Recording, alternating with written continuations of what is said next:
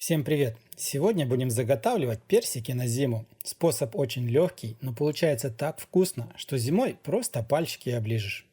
Ну и для начала нам нужно приготовить сироп. Под видео будет рецепт на одну порцию. Так как я сегодня буду закатывать намного больше, я делаю двойную порцию сиропа.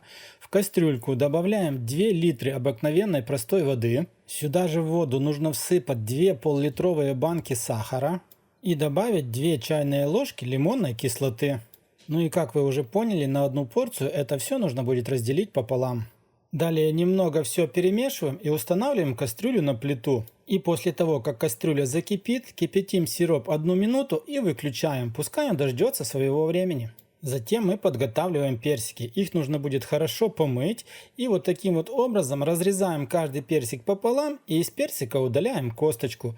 Точно так же делаем со всеми остальными персиками. Далее вот этими половинками персиков нам нужно будет заполнить банки. Смотрите, какие банки будете использовать. Пол-литровые, 0,7, 1-литровые, 2-литровые, роли не играет. Самое главное, уложите персики как можно плотнее. Ну и вот посмотрите, примерно как-то так у меня получилось заполнить банки персиками. Сколько персиков нужно на одну порцию, роли не играет. Все зависит от величины персиков. Самое главное, это правильно сделать сироп.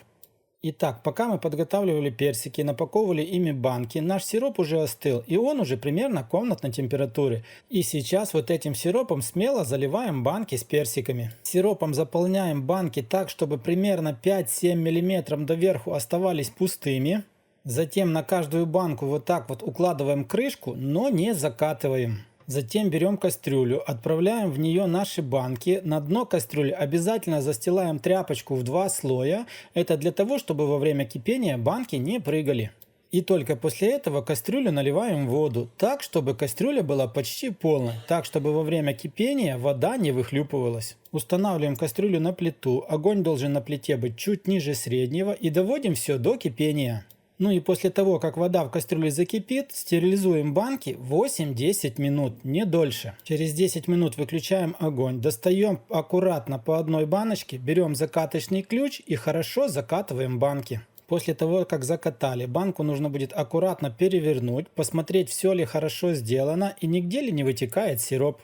И в таком вот положении отправляем банки в сторонку, накрываем их теплым полотенцем, дадим им полностью хорошо остыть. Точно так же делаем все остальные банки, которые вы заготовили. Итак, банки у меня остывали целую ночь. Посмотрите только, какая красота получилась. Сироп немножко поменял цвет, так и должно быть.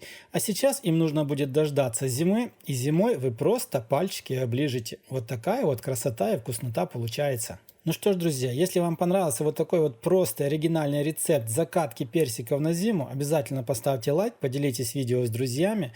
Также напишите в комментариях, закатывали ли вы персики или нет, нравится вам или нет. Ну а мы с вами встретимся, как всегда, в новых видео на канале Аппетитная кухня. Также не забудьте посмотреть очень вкусный сливовый соус на зиму.